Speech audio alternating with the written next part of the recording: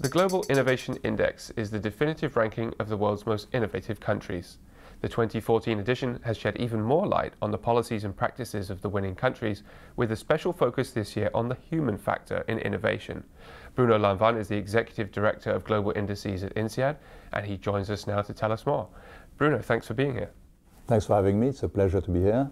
Bruno, Switzerland is yet again on top of the Global Innovation Index, and the top 10 in general is looking stable. What is keeping these countries on top? The recipe for success is don't focus on one element only of the ecosystem. We are far beyond the time where countries would get more patents and licenses and invest more in public R&D would be moving up very quickly at the top of the rankings.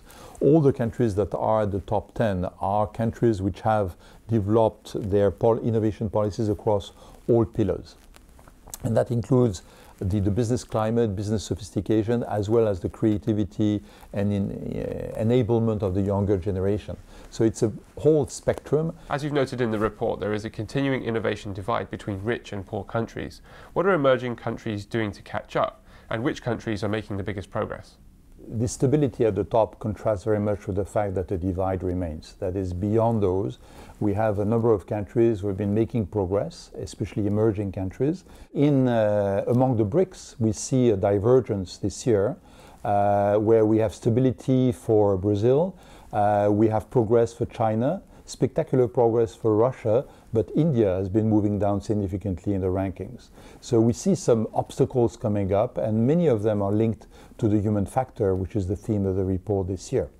Among those who are making the most spectacular progress, we see countries like Moldova, for instance, or other countries in formerly Eastern Europe, who are moving up the rankings.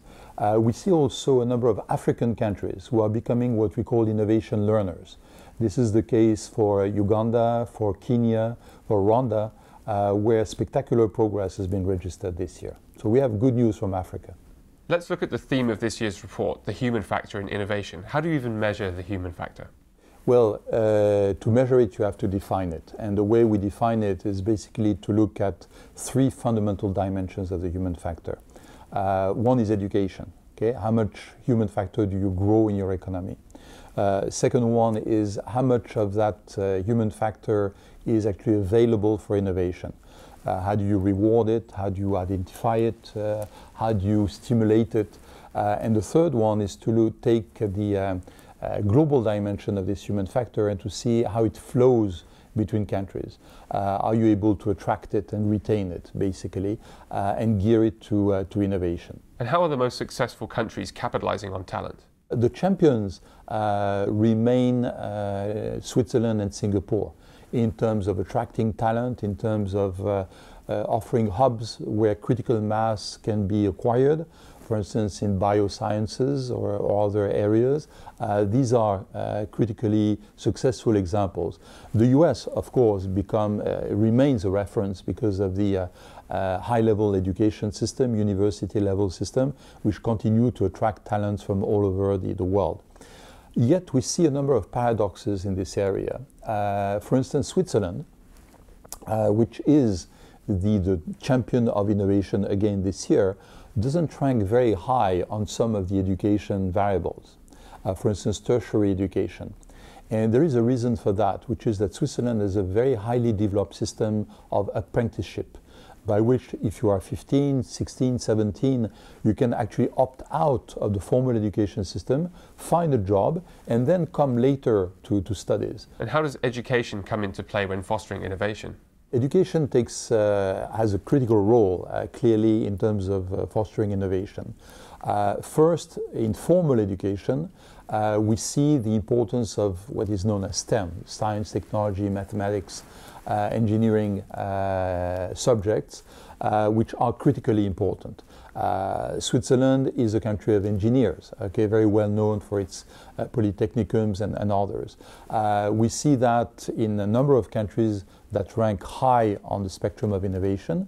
That is, they have a very strong culture of fostering deductive and creative thinking around scientific subjects. On the other hand, education has become a lifelong type of endeavor.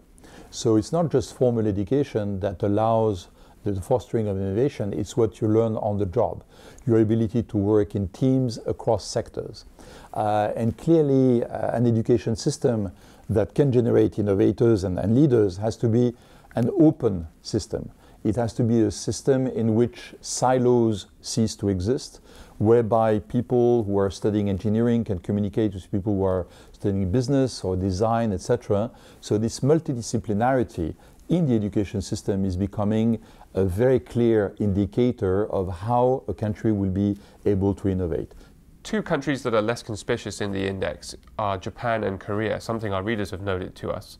What is holding these countries back from being in the top 10? Compared to what we've seen coming from the companies of these two countries, one might expect to find them higher in the GII rankings.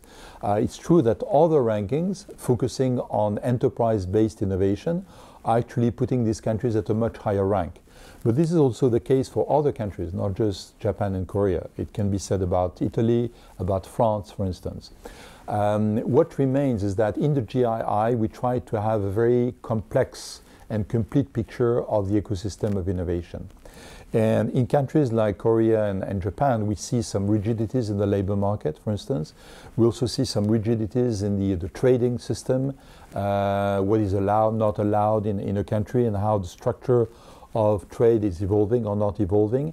We also see the effects of the way in which the younger generation is creative on international networks. Bruno Lanvin, thank you for being with us on INSEAD Knowledge. Thank you.